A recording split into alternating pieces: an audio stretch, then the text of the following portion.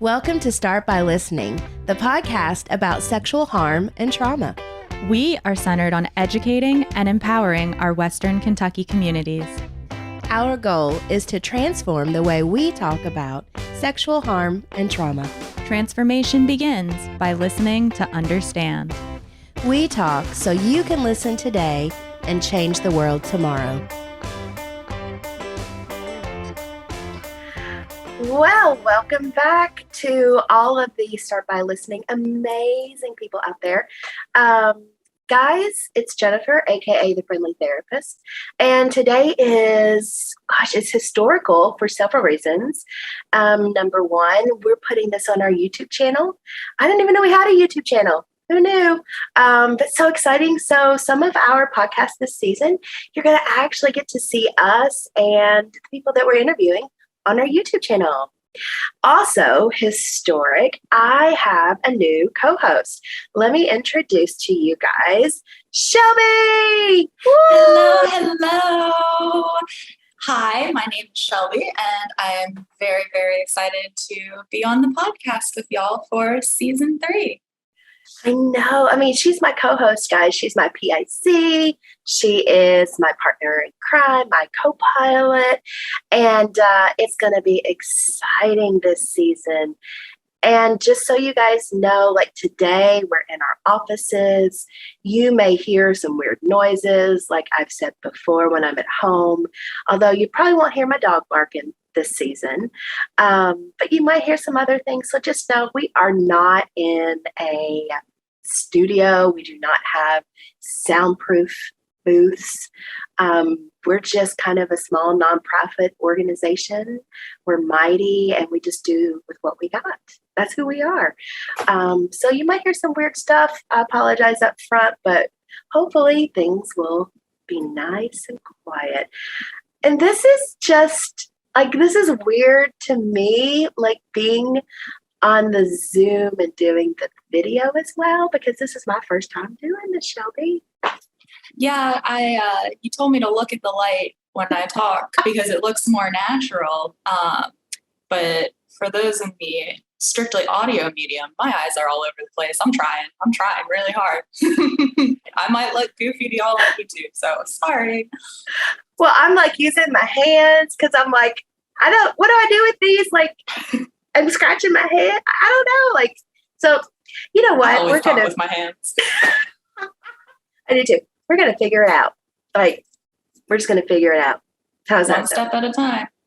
And you said the audience won't hear your dog barking. I did hear a dog outside earlier, so there may be barks. You never know. Well, cool. See, just when I think something, boom. Well, the audience, I wouldn't say the audience. I would say, those are regular listeners. They kind of know who I am and what I do and all of that. But today, what I would like to do, the first part of our season opener, I would love for you to let our listeners know a little bit about who you are, what your job is at New Beginnings, and what made you say yes to co-hosting. So I just asked you 3 questions. A 3-parter. All right, let me hop on my soapbox here and give you a little background knowledge on Shelby. So I came to New Beginnings in January of 2021. I am originally from Pennsylvania, so if you're used to hearing some Southern accents, that's why I differ a little bit. I am starting my Master's of Social Work degree at the University of Kentucky in 20 days here at the end of August. It's going to be my first year, so I'm hoping going through the school process, I'll be able to bring you a lot of the knowledge that I'm learning as well. And here at New Beginnings, I am a victim advocate. I started that role in January of this year, 2022, and I help clients navigate the very long, arduous criminal justice process.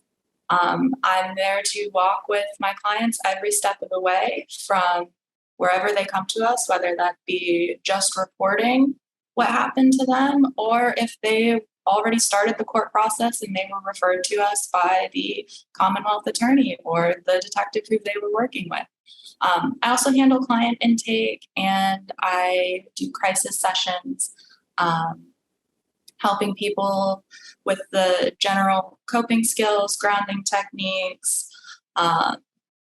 really mental health first aid, because we know working here at New Beginnings, we see clients who have experienced all different types of sexual harm, and it is a lot to process. So I'm there to lend a listening ear, be supportive, and just listen without any judgment. And I think that hit all three. Oh, co-host. Why did I come to you as a co-host? Yes, girl, yes. Miss Jennifer reached out to the advocacy team, and to be fully honest, we're a team of mainly introverts. And no, you don't say. Really? Yeah, I'm the loudest out of the bunch. And I was like, you know what? I have no problem listening to myself talk. Let's try this. I am definitely nervous. And this is my first time ever doing a podcast ever. So I don't know. We'll see. We'll see how it goes. And as I said, for the YouTubers, I'm supposed to be looking at the dot, but all over the place. Sorry. You know what? To me, that's like, it makes it more natural too, because, you know, I'm sitting here and as you said that, like I'm staring at the dot, and in my brain, I'm like, stare at the dot, stare at the dot, stare at the dot. And I'm like, what? Squirrel. Wow. So you came to New Beginnings right in the smack dab middle.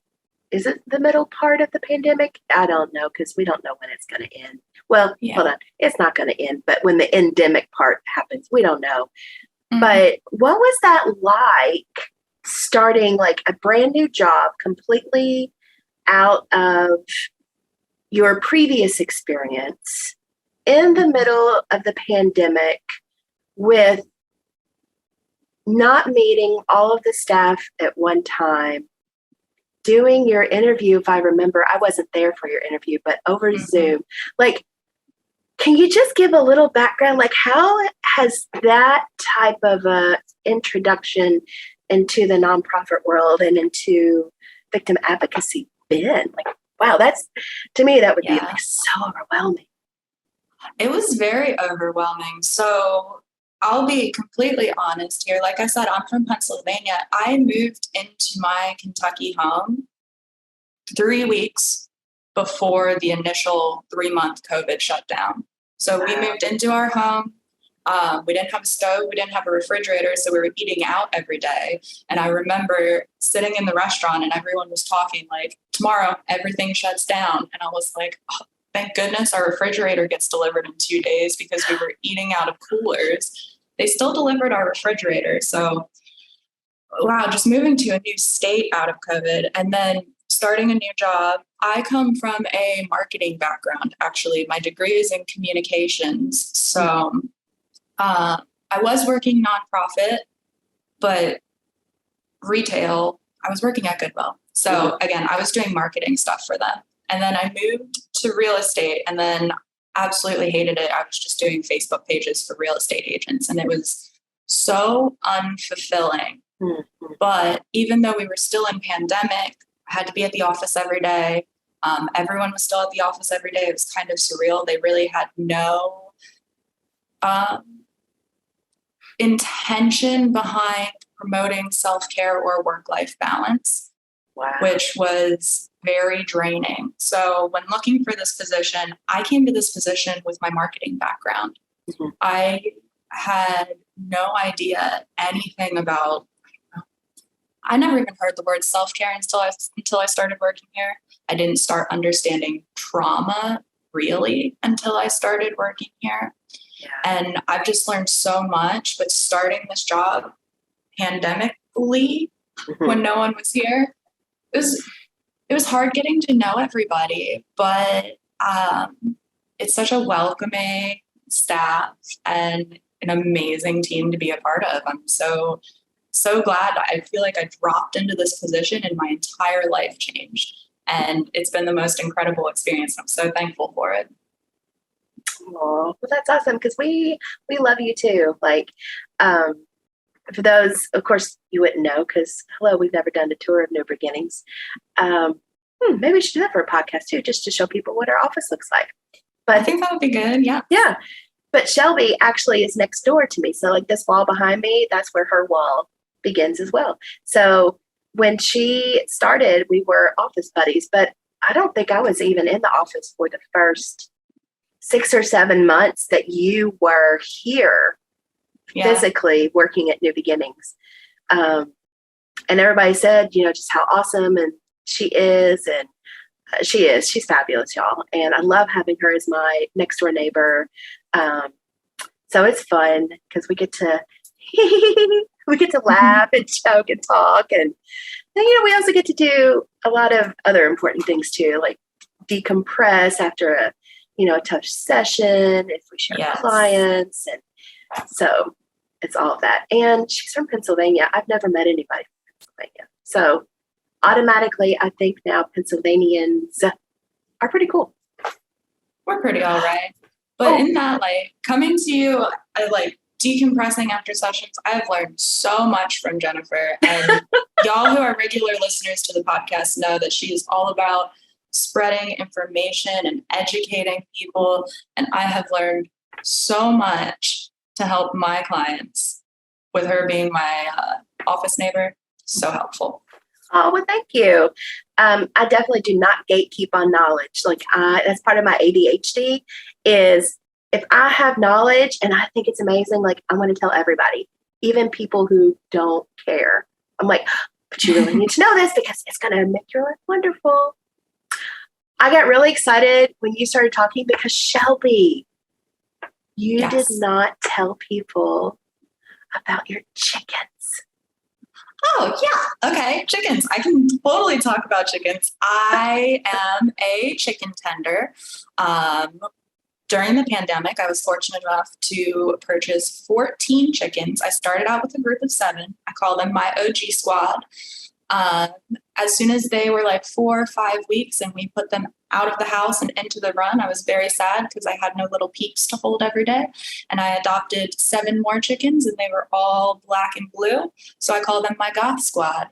And they are now 2.5 years old and they produce me lots of eggs and they're super sweet. This isn't a chicken podcast, but I could go on about the chickens forever. They have been such a learning experience. I didn't realize how difficult it was to farm livestock until I had 14 of them. But they're my pets. Yeah. In addition to my chickens, though, I also have 2 dogs, 4 cats, and a corn snake. So I have a little zoo. I'm trying to work on the husband to help me build a fence so we can get a goat, but that's long-term goals. Definitely. And y'all, this summer, or was it it was the spring, I sent out an email to all of the New Beginnings staff and I said, hey, does anybody have access to pine needles that have fallen on the ground? Because I purchased 3 blueberry bushes and I was going to plant them in my front yard. And you have to have pine needles and pine bark. It's the acidity. It does something for the blueberries. I'm still learning as I go with that. But Shelby was like, hello, I have a shit ton of pine needles. And I was like, oh, can I come get them? She's like, yeah. And how many? I bought 5 huge. I think it was more 8, but yeah. Oh, I think it was contractor bags. Yes, to scoop. And I was so excited because I have never met a pet chicken. I eat chicken. I mean, I'm a total I'll eat meat. I know you don't. But it's I'd never met a pet chicken, but I have heard her talk about these chickens for the last 1.5 years. I've eaten the delicious eggs and I'm like, that's so cool. I get to meet the chickens that give me the delicious eggs. So, I'm driving down, I find her house. I only got lost once. I was really proud of myself. And I pull up her driveway and there is this magnificent chicken coop and it is so cool. And here are all these chickens just moseying along in the yard doing their chicken thing. And I thought, well, this is interesting.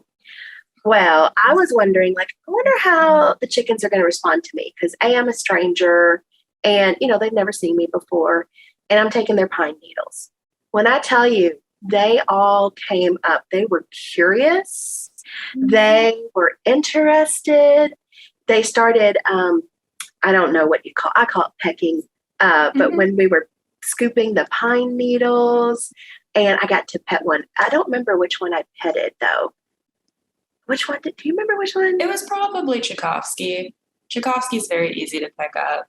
And yeah, they were coming over because we were moving the pine needles. We were disturbing the bugs. They were running everywhere. Chickens have special eyes that really are reflective and they can see bugs in the grass. So yeah, that's what they do. I didn't know that.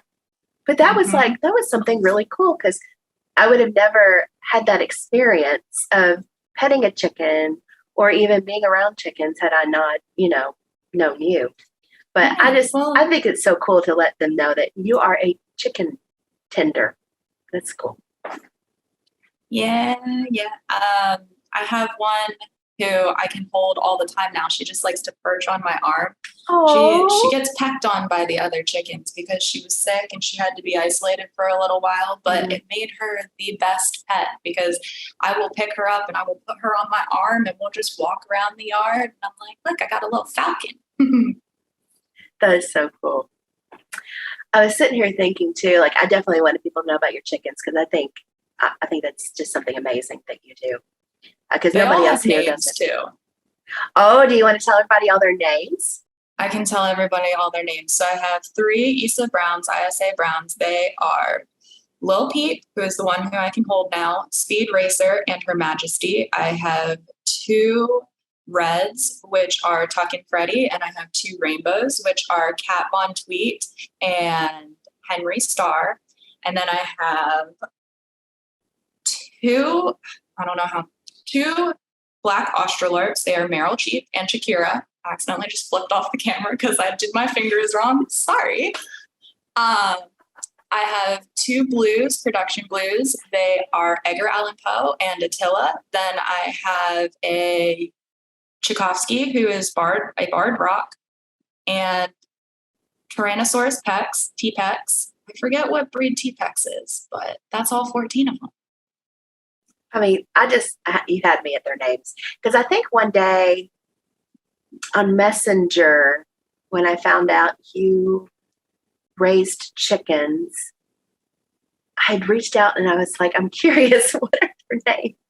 I was like, that's a lot of names to remember. It is a lot of names to remember, which is why I was going off the top of my head. It's a lot of names and a lot of breeds, but we wanted just a variety. And I only have hens. I do not have roosters. I did not want babies because they're difficult to take care of. And also roosters are very mean and this is a podcast about sexual harm. So I'm going to talk about it. Roosters sexually assault the hens all the time. They're very, very vicious. Really? And yeah, I was not having that. I'm like, I'm going to protect my ladies and I'm going to keep them safe. So I'm not going to subject them to multiple rapes. So look, the things you learn on a Friday in the month of August during a pandemic, I had no clue. Roosters are vicious. Wow. That's wild. Well, good job. You are being an amazing, responsible pet owner. Thanks. Oh my gosh. I was sitting here, I was also thinking, as the different guests I've had on over the past 2 seasons, which have mostly been the therapists, because, they were willing to help a girl out and come on with their expertise and their knowledge base, which they're phenomenal. I'm wondering if we should let everybody know what season 3 is going to be about. I would think that is a really good idea. We've been keeping the people waiting, talking about me. Let's tell them what they're going to be learning about this season. Well, what are they going to be learning about, Shelby? We are talking all about trauma this season, and trauma and the way it shows itself through all the different aspects of our community here in Western Kentucky, Owensboro, the Green River Development District, 7 counties we cover, but we're trying to talk to people all over our area and see the different ways in which they witness and respond to trauma from their professions. Yes. And it's going to be phenomenal. Like, I am super excited. And before Shelby agreed to be my co-host, y'all, I was going ahead and kind of formulating like what season 3 would look like. And she came right on and she was like, oh, that's awesome. Because we want to talk with different people in the community that work with so many different populations. Because as you all know, sexual assault does not discriminate. It affects every individual within a community, whether it is because of a direct sexual harm that has occurred toward them, or maybe it is affecting their loved ones or their family members or their friends because they don't know, like, how do I support this person? What do I say? What do I not say? Right? Because we don't, when something awful happens to somebody, sometimes we just don't know how to best help in that moment. So truly, it affects every community individual. And so we're going to be looking at the different aspects that are more, I guess, pronounced in our community, like the faith community, healthcare, teachers, education, mental health, addictions, law enforcement. And it's different because the first 2 seasons, we did like 2 podcasts a month. And this season, we're aiming to try for 3 podcasts a month. Some months might only have 2, depending on who we're able, to come on to be a guest. Some months might have 3. It's going to be a really kind of a hodgepodge of just putting it together. But Shelby came up with this phenomenal idea. She created and said, let's look at each month of the podcast. Yep. What did you say? Being like what was the word you used? Oh, like a mini series. Yes. So each month is where we're talking to the different topics. So our first group of people that we're going to be speaking with is the religious community. So we're pulling people from different religious sects. That's how you say it, right? Yeah, I'm trying to say it with a CT. Yeah. Okay. I'm trying to enunciate my words because, again, it's a podcast, but I don't know if it's working. But we want to hear how they view trauma and how they respond to trauma, right? So the month after that, we're going to be speaking with educators, and then it goes into healthcare providers, right? I think so. And here's the thing, y'all, it might be where it gets crisscrossed because this group, the last one, can't be here, but it's going to be awesome. I mean, it really is. And so far, it has been interesting, I think, to start reaching out to different people within the community. Because I think it's awesome to like come on a podcast and just talk about stuff, right? But I'll be honest, like in my world, it didn't really occur that, there might be some people who might not feel comfortable even just doing the audio portion, not even this visual portion. And I think that's because I forgot to view our podcast through the lens of Polyvagal Theory when beginning to understand that where people are in their nervous system, it might not feel safe to talk about just trauma. Some of the people have said, oh gosh, you don't want to talk to me. I don't know anything. And I'm like, Well, no, we're reaching out to you because we think that A, you're pretty amazing. B, we've heard cool things and beautiful things about you in the community. C, we might have a very nice, trusting, open collaboration already, between either personally or professionally. So that's been a little interesting because I was like, oh, Jennifer, you forgot about the nervous system. Maybe not everybody feels safe within their nervous system to talk. So that was a little like. Yeah. And you bring that up. It just immediately, what resonates with me when you say that is, I think in the digital world, a lot of people don't want their voices recorded and lasting forever on a public platform. I mean, that was my initial hesitation. That's what makes my nervous system go, oh my God, what if I mess up my words and say something dumb? It's going to be recorded on Spotify and Apple Music and Blueberry and on our Facebook page, and everyone in the community who has no idea who I am is going to listen to my voice and be like, judgment. You know what? As you're saying that, I'm like, holy shit, I never thought about that. I never thought about like, it's forever. Like, oh my God, I didn't think about that. Yeah, I think I'm surprised you didn't think about that because that's like right where my mind goes. I mean, I hardly post on social media anymore because I started to be like, oh my gosh, what if a client starts trying to look for me? Like, I used to live under a rock, right? And now we work in a very publicly engaging field.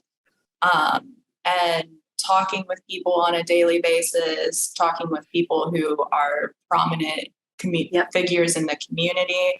I'm like, oh, wow, I got to be careful about like what I'm posting, what I'm doing. And we educate children here on internet safety and the importance of that.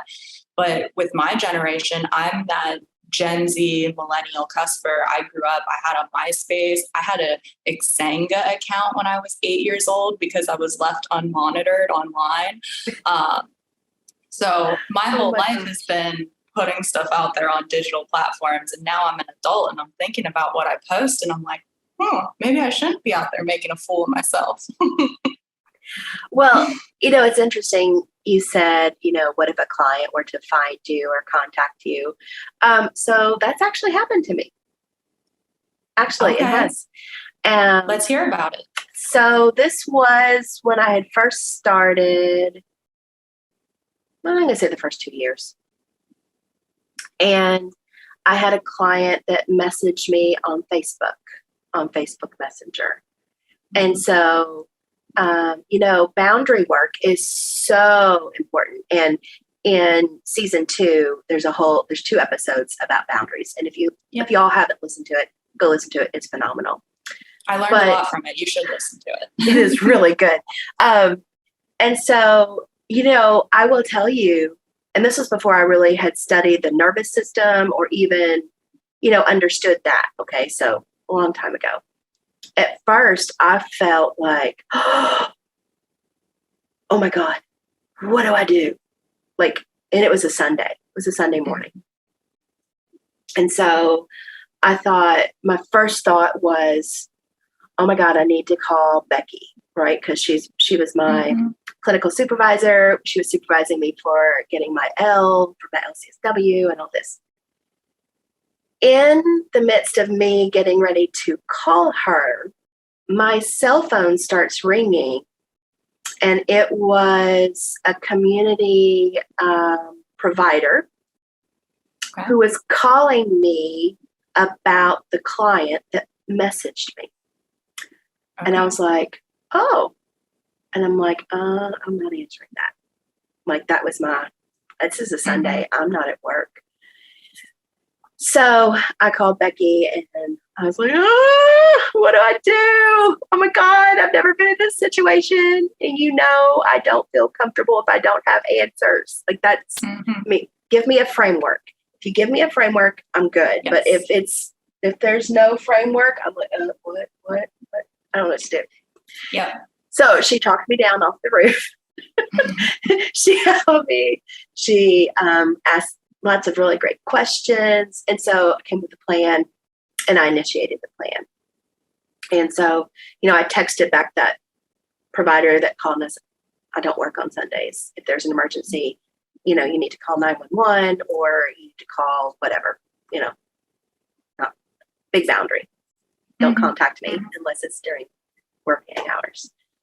And then regarding the message, I did not open it. I did not respond to it. And when I saw that person the following week, we addressed the boundary right then and there. And we talked about how did that feel to not get a response back from me, right? Because that's important too.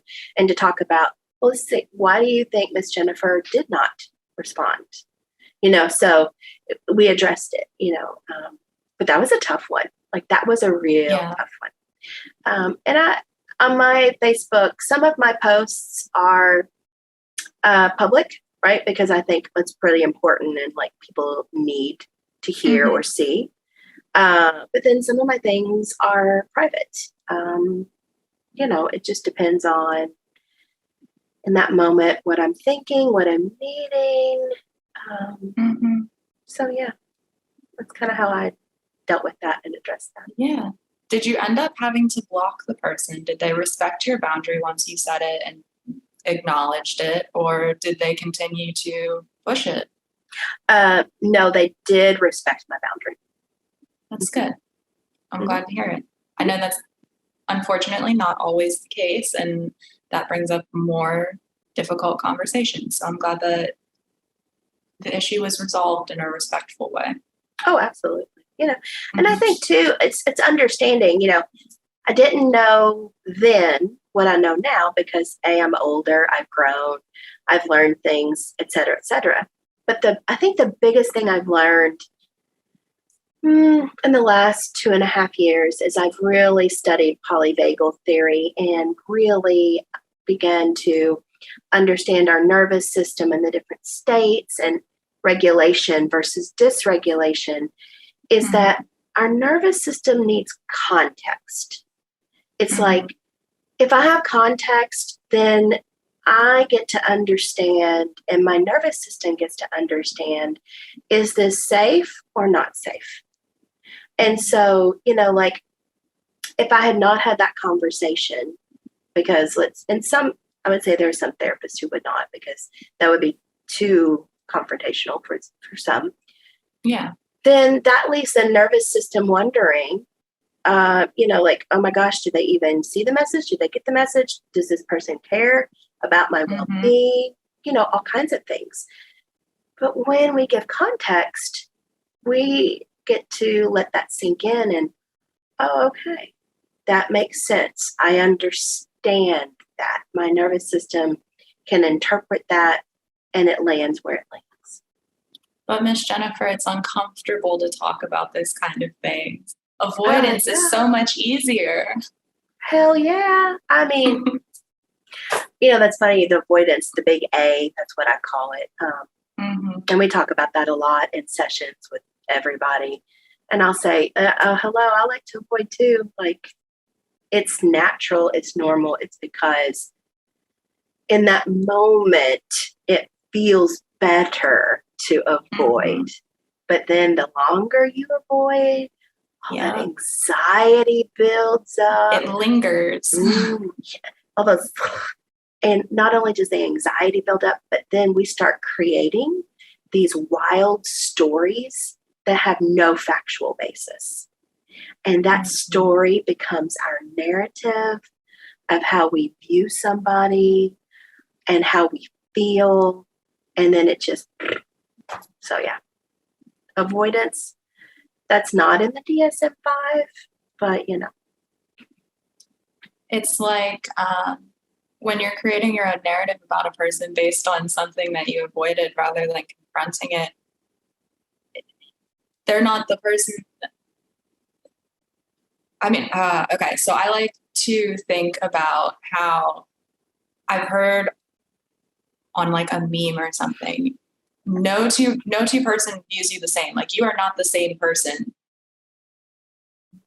to anyone in your life. And I think that's just so interesting to think about. But if I start thinking about it too much, it sends me down the anxiety rabbit hole. Yeah, I can see that. Well, if you look at it from like that perspective, like I think about the different parts that we have within us. And because we have different parts.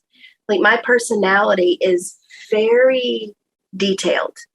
It is 3D. It is not one dimensional.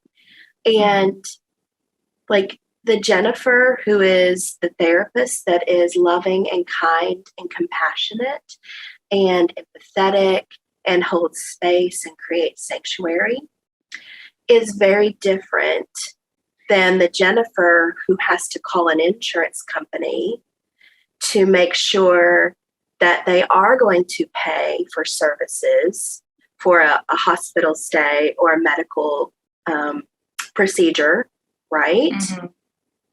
I'm still Jennifer, but that's a different part of me that shows up to be able to perform that task versus the Jennifer that is the daughter, the friend, the coworker. You know, there's that thread of my personality.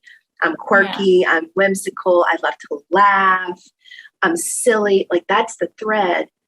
But it's just we have different parts of us that show up to be able to do different things in life. And when I say parts, I'm not talking about like dissociative identity disorder. I'm not talking about that kind of stuff. Or back in the olden days, this is a very just horrendous term, but just to give context, many years ago, they called that multiple personality, disorder. That's not what I'm talking about. We have different parts. Some people even go as far as to say we wear different masks. And it could be that too, like, this is the therapist mask. This is the friend mask. This is the advocate mask, And even being a therapist, when I go to court with a client, it's a very different part that shows up as well. Yes, it's just the different prominent personality traits that show up in each role that you have to play within your life. Yeah. Absolutely. So. But I went down the rabbit hole because, squirrel. But I guess circling back to this season 3. It's going to be great. I'm so excited to bring the knowledge from other professionals into this podcasting sphere. Audience is going to learn a lot from a lot of different people. I mean, I know it's been a lot of knowledge so far, but we're hearing from a whole bunch of different people. Oh, I know. So as we're coming to a wrap, I want to do something, and I'm looking away from the camera, y'all. Yes, I know. Terry, who was my original co-host, she and I started the podcast, okay? We came up with this. And so, Shelby, you are new, so we're going to christen you on this inaugural episode, okay? Okay.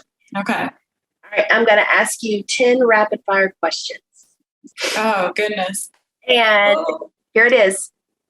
First answer that pops in your brain. Okay. This is fun. Are you ready? Okay. Okay. What kind of ice cream do you like? Chocolate peanut butter cup. Ooh. What was your favorite board game as a kid? That's not a board game. Oh my gosh, I was thinking of the game where you roll the pigs, but that's not a board game. But I'm calling it Roll the Pigs. Roll the Pigs. Who's your favorite actor? Johnny Depp. Nah, he has a lot of controversy recently, but childhood love. Let's just go with that. I'm big on actors, actresses. If you were an animal, what animal would you be? This is the easiest, a duck, 100%. They can swim, fly, and walk on land. Ducks are the best. I would be able to do everything. Oh my God, I didn't think about that. That is awesome. What is your favorite activity during the winter time? Sleeping. I don't like the cold. It's better here in Kentucky though. It doesn't get like it did back home. So who is the bravest person you know?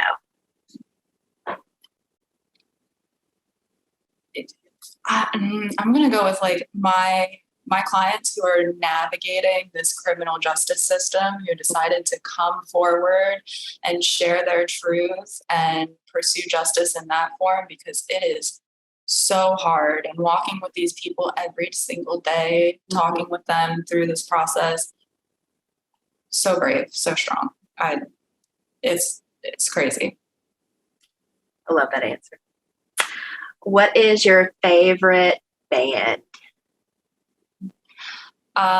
Dance Gavin Dance for sure, but pre-Tillian Pearson, Dance Gavin Dance. I'm not a big fan of Tillian.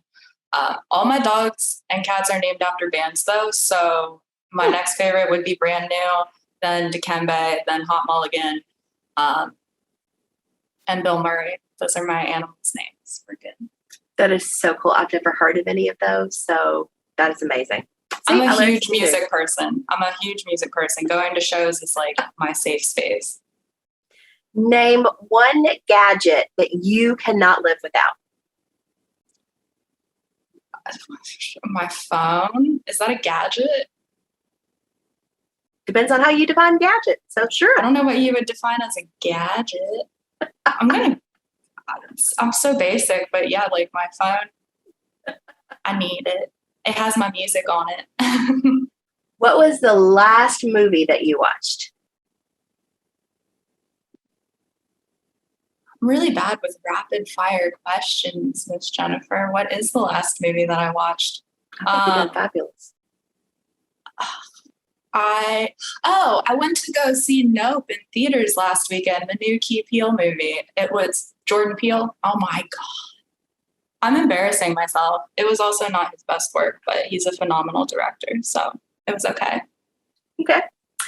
If you were to go to the moon, name one thing you would want to take with you.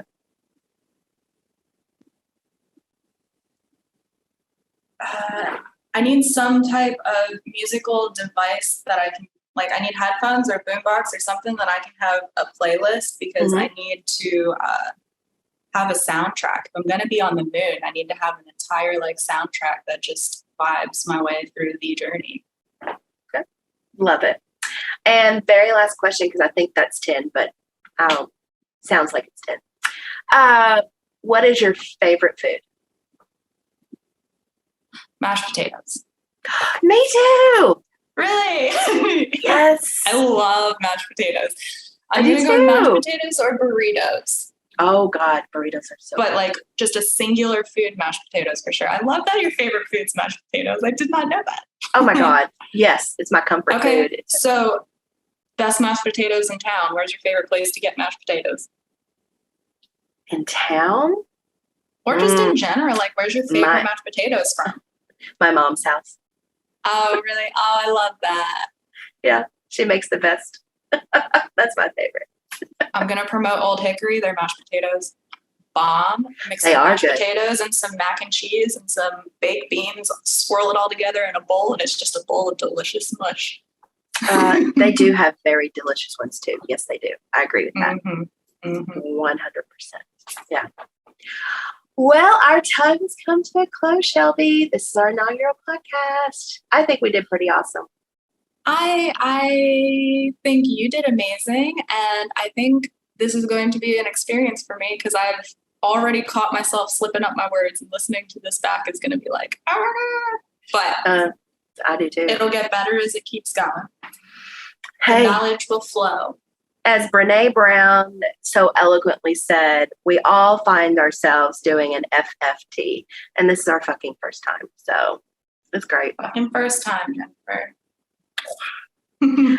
Well, for all of our listeners out there, thank you all so much for tuning in. And as always, you get to change tomorrow just by starting listening today. And y'all stay frosty out there, because it's hot and humid. We'll see you next time. Bye. Bye. Well, we've made it to the end of our episode. We want to thank you for listening. We hope you'll take something you heard today and use it to change the world tomorrow. We wanted to thank our music producer, Seth Hedges, from Uriah Wild Media. His website is in the show description. Also, a big shout out to Rodney Newton, our technical advisor. See you next time. This project was supported by grant number VOCA 2020 Green River 26, awarded through the Kentucky Justice and Public Safety Cabinet by the U.S. Department of Justice. The opinions, findings, conclusions, and recommendations expressed in this program are those of the authors and do not necessarily reflect the views of the Kentucky Justice and Public Safety Cabinet or the U.S. Department of Justice. Thank you.